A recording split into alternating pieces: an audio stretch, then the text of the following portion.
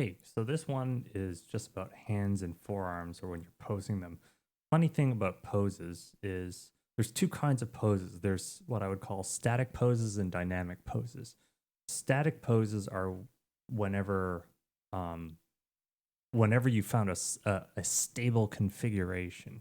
If the arm's not moving, if something is not in the middle of if you're not in a throwing motion, or if you're not in like a walking or running motion where you have momentum at play, and those are dynamic poses. It's unstable.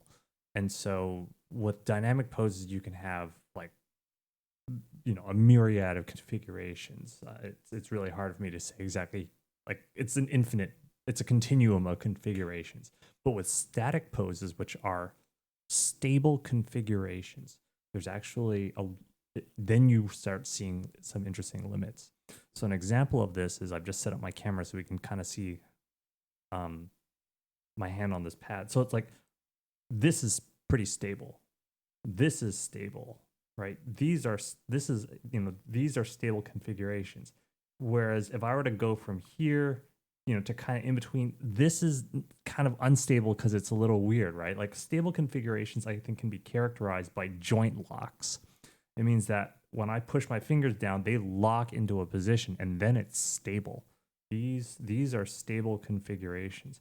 So anytime you have a hand which is resting on something, on a surface, and it's meant to be held there for a period of time, and it's meant to be a stable configuration, then it becomes important to actually look and see how are the joints reaching their limits and locking into place.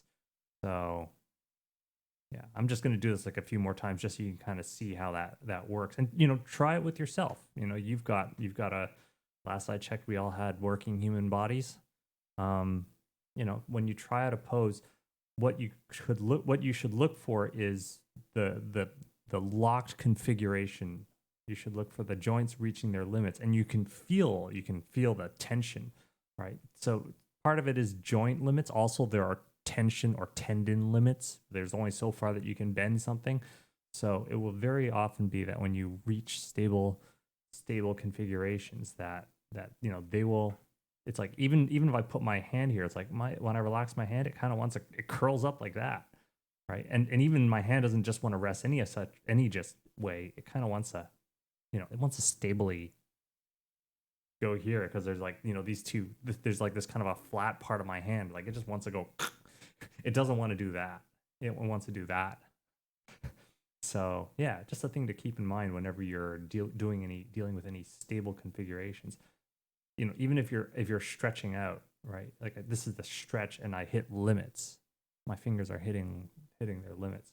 So this doesn't just apply to hands or arms. It's just any part of the human body, any jointed, articulated part of the human body is gonna want to reach a stable configuration.